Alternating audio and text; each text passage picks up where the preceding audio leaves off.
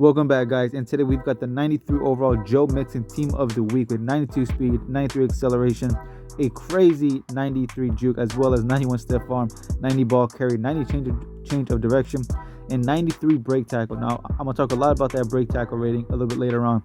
The abilities, I'm not going to say surprising, but just a bit disappointing that he only gets backfield mismatch for 1 AP. I was hoping it would be like spinner, like right here. He does get spinner, not spinner, evasive. They show a spinning widget. I don't know, that completely threw me off. Anyway, evasive. I was hoping something like that, or even bruiser for that matter, would be like 1 AP or something. Would be a backfield mismatch. Not really utilized that often by many players, from what I could tell. But anyways, overall he played okay, right? You can see the speed, you can see the power, like when you try to run somebody over. Same thing with spinning. Now I did add evasive on him for the steerable juke and spinning, so you guys will see that from time to time. Now here's the thing that disappointed me, okay, because I was actually somewhat disappointed in something. When I saw that 93 break tackle rating, I really thought he was going to be like one of those running backs that I've had that's just going to like bounce off people, consistently. That was just not the case. 93 break tackle, I just didn't see it whatsoever. And speaking of which, I didn't even really see him fall forward too often. Now, that does not mean that he was a bad running back or he didn't, make people miss. If it was one-on-one, okay, here's the thing, and I know it's going to sound weird, but this is the best way to explain it.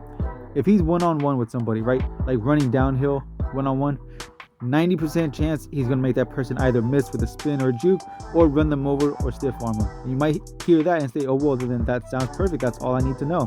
But if you're one of those guys who needs help, like you need someone who's going to, like break tackles for you because you're not that, stick skill savvy, this is 100% not, okay, 100% not the running back for you, okay?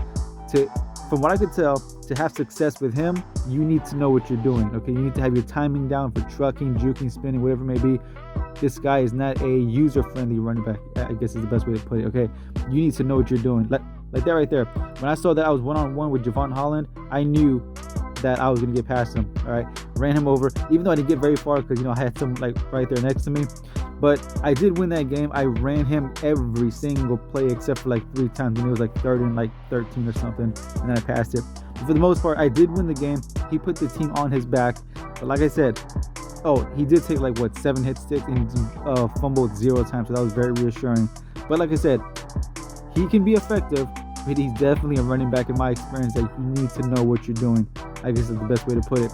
And of course, yes, if you want to give him the bulldozer, but to be honest, I think that's just like a waste, because even without it, I was able to run people over just fine.